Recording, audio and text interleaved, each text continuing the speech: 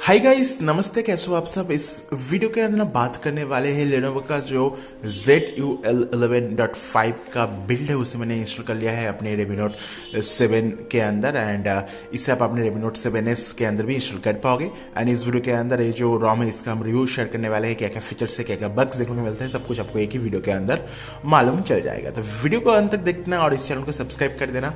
सबसे पहले दोस्तों बोल दूं दोस्तों, ये जो ZUI है दोस्तों लेनोवो का जो फोन है उसके अंदर हमें देखने को मिलता है UI है, जिस तरह से हमें Realme UI है, जिस तरह से हमें MIUI देखने को मिलता है, उसी तरह से एक कस्टम स्किन है जो कि हमें Lenovo के फोन्स के अंदर देखने को मिलता है। एंड सबसे पहले चलते हैं सेटिंग्स के अंदर एंड सेटिंग्स में कुछ इस तरह से हमें देखने को मिल जाती है। स्क्रॉल डाउन करके चलते हैं अबाउट फोन के अंदर एंड देन अब देखिए पा रहे हो Lenovo का जो Z6 है उसके अंदर हमें UI देखने को मिल जाती है। एंड टेक्निकल डिटेल्स में देखिए पा रहे हो Redmi Note 7 है, यहाँ पर जो स्नैपड्रैगन का 710 है इसे इग्नोर करना। हमारे Redmi Note 7 के अंदर 660 का प्रोसेसर लगा हुआ है एंड ZUI का जो वर्जन है 11.5 है। एंड्रॉइड 10 के साथ हमें देखने को मिलता है। इसका ZUI 12 वर्जन भी अवेलेबल है, उसका अगर आप वीडियो चाहते हो let me know in the comment box. And यहाँ पर हमें February 1, 2020 का सिक्योरिटी पैच अपडेट देखने को मिलता है जो कि बहुत ही पुराना है, लगभग एक साल पुराना हमें सिक्योरिटी पैच अपडेट देखने को मिलता है, क्योंकि ऑफकोर्स ये जो ROM है GSI से लिया गया है, ये चीज़ आपको ध्यान में देनी होगी। एंड ना दोस्तों बात कर लेते हैं इस ROM को अभी इंस्टॉल करने का क्या मकसद है हमारे Redmi Note 7 के अंदर। अभी फिलहाल ये जो ROM है बहुत टाइम पहले ही लॉन्च हो चुका था, बट मैंने अभी फिलहाल ट्राई किया है क्योंकि मेरे को जो AOSP ROM है, जो पिक्सल ROM है उसे यूज़ करते हुए मैं पक गया था, इसलिए कुछ नया ट्राई किया है। इसलिए दोस्तों इस वीडियो के अंदर इस ROM का जो रिव्यू है वो मैं शेयर करना चाहूँगा। सबसे पहले ये जो ROM है, ये ROM जो है चाइना के ऊपर बेस कर तैयार किया गया है, मतलब आपके ऊपर बहुत सी स्टैप्स है जो कि चाइनीज़ के अंदर देखने को मिलती है। सबसे पहले जो सार्जवार है ये भाई साहब पूरा चाइनीज़ के अंदर है। उसके बाद जो ऐप स्टोर है ये भी दोस्तों भाई साहब चाइना का जो अपना ऐप्स है उसमें भरपूर है। मतलब अगर आप एक्सपीरियंस करना चाहते हो दोस्तों इस ROM को तो आप यूज़ कीजिए, वरना आप इस ROM को यूज़ मत करना, क्योंकि आपको यहाँ पर ढेर सारी चाइनीज स्टैप देखने को मिल जाती है जो कि कोई भी काम का नहीं है, आप समझ भी नहीं पाओगे। एंड यहाँ पर जो कैमरा है वो काम नहीं करता है, जैसे कि देख पा रहे हो यहाँ पर डाउनलोड का ऑप्शन दिखा रहा है, बट एक काम एक्चुअली नहीं करता है। बट एक अच्छी बात है दोस्तों इस ROM के अंदर आप चाहो तो गूगल प्ले स्टोर को भी डाल सकते हो। बाय डिफॉल्ट दोस्तों इस ROM के अंदर जो प्ले स्टोर है वो प्री इंस्टॉल होकर नहीं आता है, आपको अलग से फ्लैश करना होगा। जैसे कि आप देख पाओगे हमने यहाँ पर जो गूगल का प्ले स्टोर है उसे अलग से इंस्टॉल कर लिया है एंड फर्स्ट क्लास काम करती है, नो इशू एट ऑल। हमने बहुत सारे एप्लीकेशन को भी डाउनलोड किया है प्ले स्टोर से, जो कि काफ़ी बढ़िया बात है। ये सभी एप्लीकेशन देख पाओगे सभी हमने प्ले स्टोर से डाउनलोड किया है। बाय डिफॉल्ट दोस्तों जब आप इस ROM को पहली दफ़ा फ्लैश करोगे तो आपको इस ROM के अंदर कोई भी प्ले स्टोर देखने को नहीं मिलेगा। आपको दो एपीके को डाउनलोड करना होगा, एक का नाम है GSF, दूसरा का नाम है फोन स्काई। दोनों का जो लिंक है मैं आपको नीचे डिस्क्रिप्शन बॉक्स में प्रोवाइड करते रहूँ, वहाँ पर जाकर इस दोनों एपीके को डाउनलोड कर लीजिएगा, वरना आप दोस्तों जो प्ले स्टोर है उसको यूज़ नहीं कर पाओगे। दोनों एपीके को डाउनलोड करने के बाद आपको जो प्ले स्टोर है उसे यूज़ कर पाओगे विदाउट एनी प्रॉब्लम। एक है दोस्तों प्ले सर्विस का, दूसरा है प्ले स्टोर का, ठीक है। और एक बात है, पहली दफ़ा जब इस ROM को इंस्टॉल करके पहली दफ़ा जब फर्स्ट टाइम आप ओपन करोगे तो दोस्तों आपको जो लैंग्वेज है वो आपको इंग्लिश में देखने को नहीं मिलेगा, आपको जो लैंग्वेज है उसको चाइनीज़ के अंदर देखने को मिलेगा। सो आपको क्या करना होगा, सो मैं आपको पहले जो लैंग्वेज है चेंज करके दिखा रहा हूँ। सो पहली दफ़ा जब आप ओपन करोगे कुछ इस तरह से हमें आपको चाइनीज़ लैंग्वेज देखने को मिलेगा। देखिए पा रहे हो जो चाइनीज़ लैंग्वेज है वो हर दफ़ा हमें यहाँ पर देखने को मिलता है। नहीं, हमारा इस ROM का स्टेटस बार है एंड पहली दफ़ा जब ओपन करोगे अपने फोन को आपको चाइनीज़ लैंग्वेज देखने को मिलेगा। तो आपको क्या करना होगा, कुछ इस तरह से देखने को मिलेगा। आपको सिंपली जो सेटिंग्स का आइकॉन है, देखो सेटिंग्स का आइकॉन में टाइप करना होगा।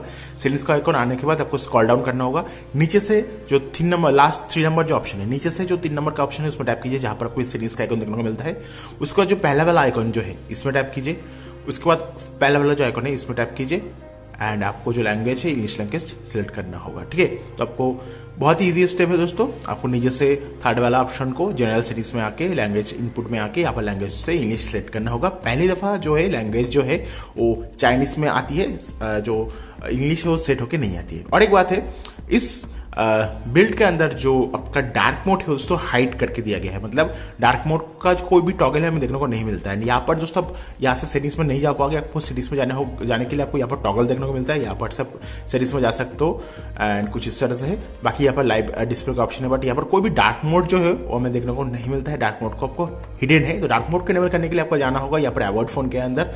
उसके बाद दोस्तों यहाँ पर आपका जो टेक्निकल डिटेल्स है उसमें जाके दोस्तों यहाँ पर जो वर्जन है ZUI वर्जन में टैप करके डेवलप ऑप्शन को इनेबल करके आपको जनरल सेटिंग्स में जाके डेवलप ऑप्शन में जाके आपको यहाँ से डार्क मोड जो है वो देखने को मिल जाती है। सो डार्क मोड जो है यहाँ पर हाइड करके दिया गया है। बाय डिफॉल्ट हमें जो डार्क मोड है वो देखने को नहीं मिलते हैं। जो डार्क मोड है काफ़ी बढ़िया है, बट यहाँ पर ये जो सरस बार है इसके ऊपर अप्लाई नहीं होता है। सो अभी भी दोस्तों जो डार्क मोड जो है इतना ज़्यादा पॉलिश नहीं है, इन फ्यूचर आपको और भी ज़्यादा पॉलिश डार्क मोड देखने को मिल जाती है। भाई साहब डार्क मोड को हमें यहाँ पर जो है पहले लाइट कर देना होगा एंड ये देखो लाइट कर दिया। ओके, ना वो बढ़िया दिख रहा है।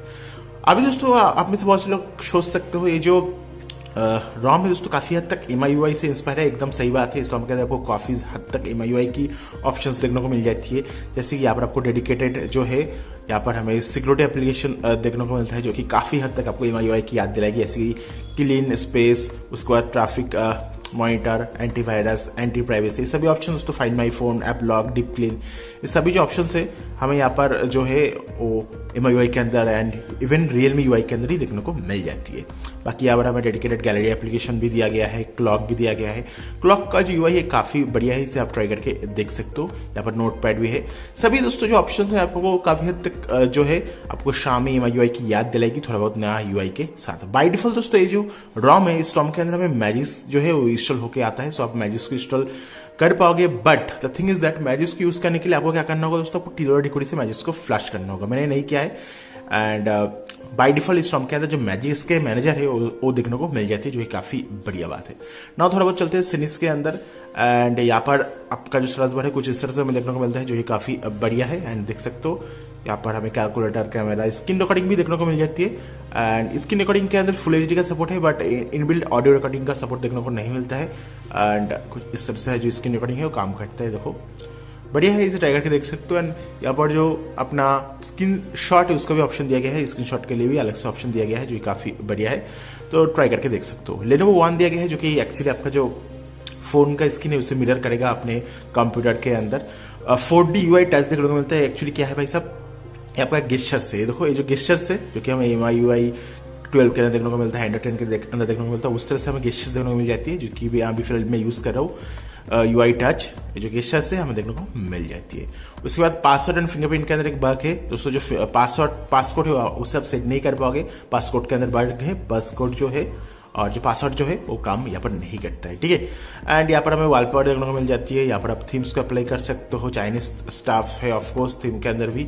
एंड यहाँ पर हमें डायनामिक वॉलपेपर भी देखने को मिल जाती है। यहाँ से आप अलग अलग डायनामिक वॉलपेपर को अप्लाई कर सकते हो, जो भी आपको पसंद आए। तो आपको बहुत सारी प्री इंस्टॉल डायनामिक एप्लीकेशन भी देखने को मिलता है। नोटिफिकेशन ट्रांसफर की अगर बात करें, यहाँ पर आपको बैजेस का ऑप्शन है, नोटिफिकेशन साउंड, बैटरी परसेंटेज, आपका जो रियल टाइम स्पीड है उससे आप यहाँ से दिखा पाओगे। एंड नोटिफिकेशन मैनेजमेंट भी हमें यहाँ पर देखने को मिल जाती है। जैसे कि मैं आपको बोला काफ़ी हद तक दोस्तों आपको यहाँ पर Realme UI और वन आपका जो MIUI है उसकी याद दिलाएगी। PPI मोड देखने को मिलता है, जो कि अभी फिलहाल ऑफकोर्स काम नहीं करेगा। एंड 10 वीडियो है, मतलब बहुत सारी स्टफ है जो कि चाइनीज के अंदर है। जैसे मैं आपको बोला ये जो ROM है इसे एक्सपीरियंस करने के लिए डालो, ना कि डेली लाइवर के लिए यूज़ करने के लिए। ये जो ROM है इस ROM के अंदर बहुत सारी चाइनीज स्टफ है, जो कि ऑफकोर्स आप यूज़ नहीं कर पाओगे, क्योंकि आपका कोई भी काम करेंगे इंडिया के ऊपर काम भी नहीं करता है। इसलिए अगर आप सिर्फ एक्सपीरियंस करना चाहते हो Lenovo का ZUI 11.5 वर्जन को, तभी दोस्तों इसे डालिए। यहाँ पर डेडिकेटेड गेमिंग मोड देखने को मिलता है, जहाँ पर आप परफॉर्मेंस मोड, क्लियर कैश का ऑप्शन है, डू नॉट डिस्टर्ब मोड भी हमें देखने को मिल जाती है। Close two year and answer automatically, इसका भी ऑप्शन डाल दिया गया है, इसे भी आप यूज़ करके देख सकते हो। एंड जनरल सेटिंग्स के अंदर दोस्तों नॉर्मल स्टेप है, ज़्यादा कुछ यहाँ पर चेंजेस नहीं किया गया है। यहाँ से आप सिस्टम अपडेट को देख सकते हो। एंड बैटरी बैकअप की बात करूँ दोस्तों, मैंने यहाँ पर एक स्क्रीनशॉट लिया हूँ, जो कि मैं आपको यहाँ पर शेयर करना चाहूँगा। एंड बैटरी बैकअप मुझे को ठीक ठाक देखने को मिला है, बट और भी अच्छा बैटरी बैकअप यहाँ पर होना चाहिए था। सो यहाँ पर देखिए, सो 4 आवर्स 39 मिनट का यूजेस टाइम है एंड 1 आवर एंड 80% मैंने यूज़ किया, मतलब 1 घंटा 20 मिनट मैंने यूज़ किया। एंड जो बैटरी है वो 19% का ड्रॉप हुआ है, ठीक है। तो आप समझ सकते हो लगभग आपका आप पकड़ लो 5 आवर के आसपास आराम से चल जाएगा अगर आप लगातार यूज़ करते हो। एंड ध्यान देने की बात होगी, ये जो बिल्ड है दोस्तों ये GSI पोर्ट है आई गेस, सो ये चीज़ आपको ध्यान में देना होगा। तो एकदम दोस्तों परफेक्ट नहीं है, डेली लाइफ के लिए यूज़ करना सही में नहीं कहूँगा। बाकी यहाँ पर आपको HDR10 अल्ट्रा विजन देखने को मिलता है, जो कि कोई भी काम का नहीं है। ऑफकोर्स आपके फोन के ऊपर सपोर्ट नहीं है तो क्या काम का आएगा, ठीक है। तो ये सब भूल ही जाओ। बाकी साउंड एंड वाइब्रेशन देखने को मिल जाती है। एंड कुछ नया UI देखने के लिए मैंने इस बिल्ड को फ्लैश किया था मेरे फोन के ऊपर। अगर बात करूँ कैमरा टू एपीआई की, तो लेवल 3 के सपोर्ट है। गूगल कैमरा को यूज़ कर सकते हो अगर गूगल कैमरा को यूज़ करना चाहते हो तो। एंड हमने यहाँ पर जो Geekbench का टेस्ट है उसे भी रन किया है। एंड यहाँ पर देख लीजिए 3394 सिंगल कोर, मल्टी कोर के लिए 1238, एंड जो कि एवरेज से थोड़ा सा ज़्यादा देखने को मिलता है सिंगल कोर के अंदर, बट मल्टी कोर के अंदर ज़्यादा नहीं है। एंड बाय डिफॉल्ट आपको दोस्तों जो चाइनीज कीबोर्ड है देखने को मिलता है, तो मैंने जो गूगल कीबोर्ड है उसे इंस्टॉल किया था। नाउ सेफ्टीनेट ट्राई करके देखते हैं, जो यूपी बेस एप्लीकेशन है इस के अंदर काम करेगा नहीं, इसकी देख पा रहे हो फेल्ड हो चुका है। इसका मतलब है जो यूपी बेस एप्लीकेशन होगा काम नहीं करेगा। नाउ दोस्तों पर बात कर लेते हैं अपने CPU थ्रॉटलिंग के बारे में। सो हमने जो टेस्ट है उसे भी रन किया था। तो मैक्सिमम आया है दोस्तों 143 एंड एवरेज मिला है 96, मिनिमम आया है 73। सो 60% का बैक परफॉर्मेंस देखने को मिला है इस बिल्ड के अंदर। तो ऑफकोर्स यहाँ पर इस बिल्ड के अंदर आपको हार्ड कोर परफॉर्मेंस देखने को नहीं मिलता है। सो और एक बात मैंने इसके अंदर नोटिस किया दोस्तों, अगर आप कॉल करते हो मैसेंजर के अंदर तो दोस्तों जो सामने वाला व्यक्ति होगा उसका जो वॉइस है आपको नहीं आएगा, बट नॉर्मल अगर आप वॉइस कॉल करते हो तो दोस्तों जो नॉर्मल वॉइस कॉल के अंदर कोई भी इशू नहीं है, बट मैसेंजर के अंदर मैंने ये इशू नोटिस किया है। एंड इसकी आपका जो पासवर्ड है वो तो काम नहीं कर रहा है, इसके आपको बोल रहा हूँ पासवर्ड काम नहीं कर रहा है, इसलिए जो आपका फिंगरप्रिंट है वो भी आप यूज़ नहीं कर पाओगे। एज वेल जो कैमरा है वो भी आपका जो है डाउनलोड नहीं हो रहा है, तो ये चीज़ हमने यहाँ पर नोटिस किया है। बाकी अगर आप इस सॉन्ग को ट्राई करना चाहते हो तो मैं आपको नीचे डिस्क्रिप्शन बॉक्स में इस सॉन्ग का जो लिंक है प्रोवाइड कर दे रहा हूँ, जो अपना प्ले स्टोर है जो इसको आपको इंस्टॉल करना होगा इस सॉन्ग को फ्लैश करने के बाद, वो भी मैं प्रोवाइड कर दे रहा हूँ। उससे सिंपली जो एपीके है उसे इंस्टॉल कर दीजिए, पैसा बूम, आप इस सॉन्ग को ट्राई करके देख सकते हो। आशा करता हूँ वीडियो पसंद आएगा, चैनल को सब्सक्राइब करके घंटे वाला आइकन को दबा के ऑल सेलेक्ट कर देना, इंस्टाग्राम में फॉलो कर लीजिएगा। Thank you very much, bye bye.